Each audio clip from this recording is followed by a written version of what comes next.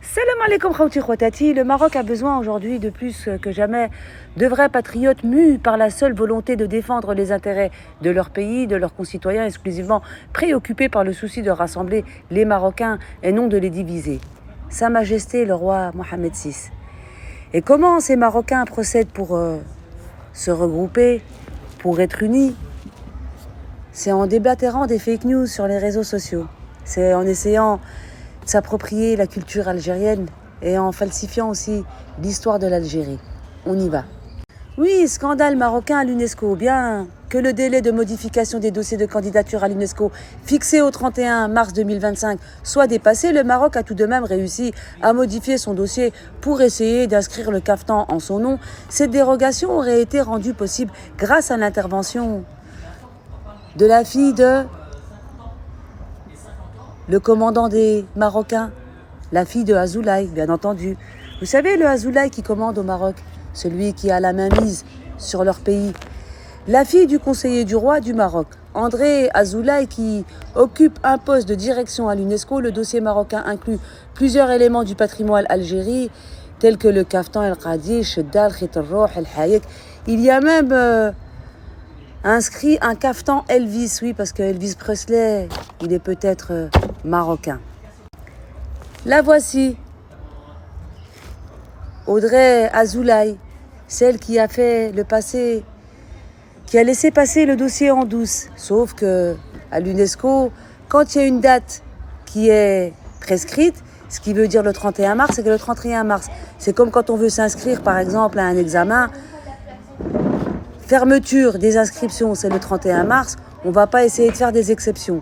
Donc, elle n'a pas à faire d'exception concernant les Marocains. Et pour cause, on y va.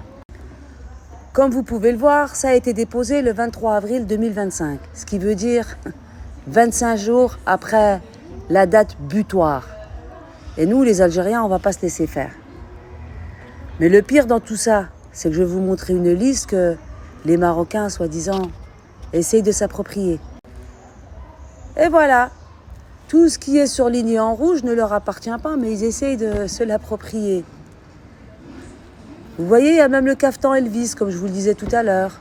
Oh, ils ont plusieurs Kaftans, Kaftan Mimouna, Kaftan ceci, Kaftan cela. Et puis, il n'y a pas si longtemps que ça, ils parlaient que le couscous était marocain. Mais en faisant mes recherches, je suis tombée sur une ancienne publication d'un restaurant à Rabat, oui, restaurant du Sultan Hôtel. Et voyons voir ce qu'ils y proposaient comme plat marocain. On y va. Choucroute garnie, mouton carvi, cassoulet toulousain, poulet maison, triple niçoise, vendredi bouillabaisse. Ça ressemble pas à des plats marocains. Mais bon, à l'époque où la France était au Maroc, qu'elle y est jusqu'à aujourd'hui, mais elle est moins visible, n'est-ce pas? Mais ce qu'ils proposaient le samedi, le couscous algérien. Eh oui. Alors les Marocains, va falloir vous y faire. Rien ne vous appartient.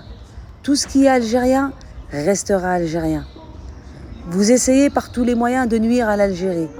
Mais le pire, c'est que tout vous retombe dessus à chaque fois.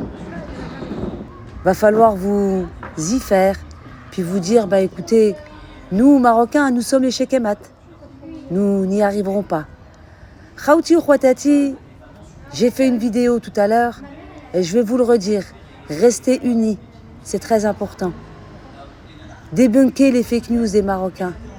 Balancez-les, dénoncez-les. Il n'y a que comme ça qu'on y arrivera.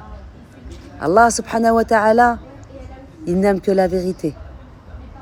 En attendant, Marocains et Marocaines, il y a bien une chose que vous devriez déposer à l'UNESCO, c'est le mensonge et le vol.